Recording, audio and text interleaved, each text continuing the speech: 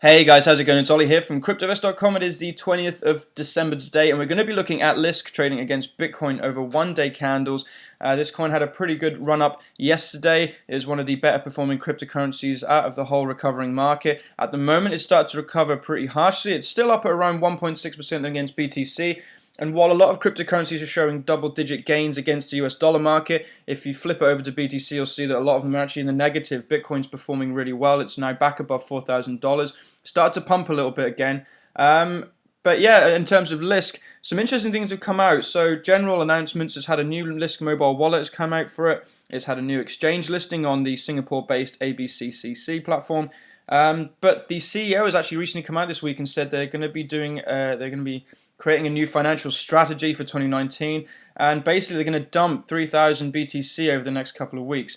He said it was because they want to diversify their portfolio into stable fiat currencies as well as volatile crypto assets. And you can kind of understand the reasoning. I guess they're just trying to be transparent, but basically Lisk has unraveled around 95.5% of its value from its all-time high.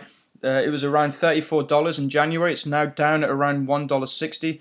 So the project, all of its Lisk holdings was now going to be worth substantially less than it was over a year ago. Also, the rest of the market, the Ethereum, Bitcoin market, things like that a lot of these projects have stored from their ICOs, are going to be worth a lot less. So there's a lot of people dumping cryptocurrencies, particularly now that Bitcoin's doing a bit better. They're going to be dumping that off to convert it into fiat to keep their projects going. So this is what Lisk is doing in order to sort of stay afloat going into 2019 and to continue developing the project. Looking at the price action, you can see we're almost close to breaking through the one-day resisting Kumo on the Ishimoku indicator. We kind of pipped at this strong resistance at around 42,300 sats. There was a heavy amount of bearish selling pressure at this point, and it's forced the candles all the way back down to around 38,700 sats, and from there we closed. And then today it's kind of been a little, almost like a rickshaw doji here. We've got kind of long wicks either side and a very small candle body at the moment, where the market's not entirely sure of which way this particular asset is going. Looking at the choking money flow indicator, you can see there hasn't been a massive, well, it's been okay. It's quite a gradual spike in buying pressure, bit of a dip as we almost headed towards the zero line again, and it's now started to pick up again. Looking at the MACD indicator below, you've got a bullish convergence between the 12 MA and the 26 MA. The 12 MA is interestingly now high above the signal line. It's managed to break through, and after that dip in momentum, we can see on the histogram here, it's now started to pick back up again. But overall, we want to see it break through this resisting Kumo before we start getting really bullish for this asset. If we look at a few other things, so we look at the RSI.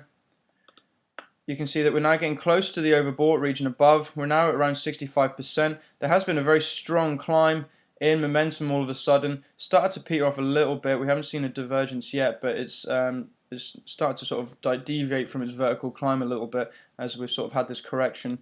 And overall, we're kind of waiting to see what's going to happen here. It's kind of resting along this sort of minor support, or I guess at around 38,800 sats. So yeah, I mean, it might be just being kept alive by the current improving market. It has unraveled a lot of its gains from this morning. So like I said, it's just on the green at the moment, around 1.6, but anything could happen.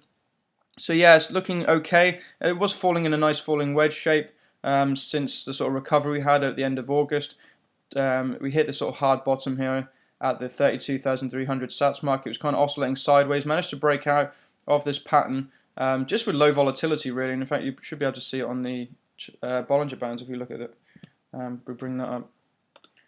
You should see constricting. Yeah, so as you can see, volatility then started to drop as we hit this bottom around November. Interestingly, this was kind of the time when the market was still falling, around that hashing war we had last month.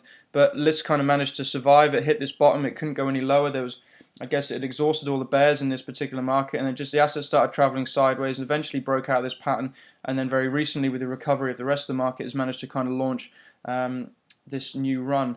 So we're actually overbought on the Bollinger Bands. Interestingly, we're outside of the upper Bollinger Band here.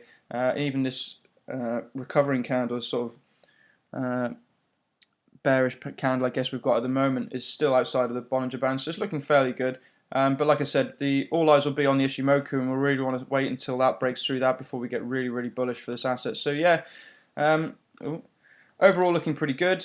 Momentum is starting to dip, even though everything on the 1 day is suggesting that momentum is continuing strong. We have got a correction here. This may just be a little bit of a pullback before pushing on again. But ultimately, we'll get really excited when it starts to break through this Ishimoku cloud. From there, we'd like to get back into the sort of main range here between, like I said, about the $42,000 mark here, and then the sort of upper range here around this sort of 46,460 sats range. So this would be a nice area to get back into before pushing on again. And if we do break through the Ishimoku cloud, that will be a very strong signal to bullish traders to really get behind this asset again. So yeah, let me know what you think of this one in the comment section below, guys. Love to hear your thoughts on it as always. If you have any suggestions for coins to look at, please drop that as well in the comment section below. Please check out the full TA at cryptovest.com and like and subscribe, guys. Nice one, thank you.